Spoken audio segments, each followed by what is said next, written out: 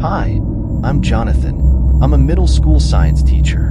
I've always prided myself on being practical and grounded, but something happened to me last year that I can't explain. I'm sharing this because I hope someone else might have had a similar experience or can help me make sense of what happened. It was the beginning of the school year, and I was excited to start teaching in the new classroom I'd been assigned. The school had recently renovated several rooms to improve the facilities, and mine was one of the first to be completely updated. The classroom was bright and modern, with new desks, chairs, and a state-of-the-art smartboard. It felt like a fresh start. For the first few weeks, everything went smoothly. My students were engaged and eager to learn, and I was enjoying teaching them. But as the weeks went by, I began to notice some strange things happening in the classroom. It started with my desk. I would come into the room in the morning and find that it had been moved a few inches to the left. At first, I thought it was just a mistake. Maybe the cleaning crew had accidentally bumped it, or someone had rearranged the furniture. But it happened too often to be just a coincidence. One day, I came in to find my desk completely gone. It wasn't just moved, it had vanished. I searched the entire room, checked the closet and storage areas, but there was no sign of it. I assumed it must have been moved to another room by mistake, so I reported it to the maintenance staff. They were puzzled but promised to look into it. That afternoon, my desk reappeared, right where it had been before. I asked the maintenance staff if they had found it, but they said they hadn't seen it move at all. They assured me that they hadn't touched it. As the weeks went on, the strange occurrences became more frequent. Not only did my desk keep moving, but sometimes my papers would go missing or show up in odd places.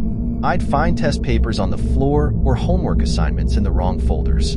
I started to feel like I was losing control of my classroom, and it was affecting my work and my interactions with the students. One evening, I stayed late to grade papers. The school was empty and quiet, and I was alone in the classroom. As I was finishing up, I heard a noise coming from the closet. It sounded like someone was shuffling around inside. I went over to check, but when I opened the door, the closet was empty. I decided to leave, feeling unsettled. As I was packing up, I noticed a small, dusty box on the floor near the corner of the room. It wasn't there before, and I had no idea where it came from. I opened it out of curiosity and found it filled with old, yellowed papers and photographs. Most of the documents were too faded to read, but some of the photographs were still clear. The photos were of a classroom that looked very similar to mine, but the furniture was different, and the students were dressed in old-fashioned clothing from the 1960s. There was one photograph in particular that caught my eye. It showed a group of students sitting at desks, and in the background, I could see a familiar-looking desk. A desk that looked exactly like mine, only older and more worn. I felt a chill run down my spine. I took the box and the photographs back to my desk and continued to look through them. One photograph showed a young girl sitting at a desk with a solemn expression. On the back, there was a handwritten note that read, "Always here, even when I'm gone." I was deeply unnerved, but I tried to rationalize it.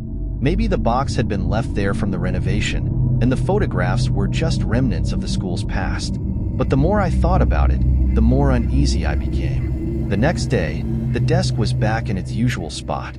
I decided to keep an eye on things, and I started to notice a pattern. The desk would move or disappear whenever I was alone in the room, especially in the evenings. It was almost as if it was trying to communicate something, or maybe it was trying to get my attention. One afternoon, while I was preparing for a lab experiment, I saw a shadow moving out of the corner of my eye.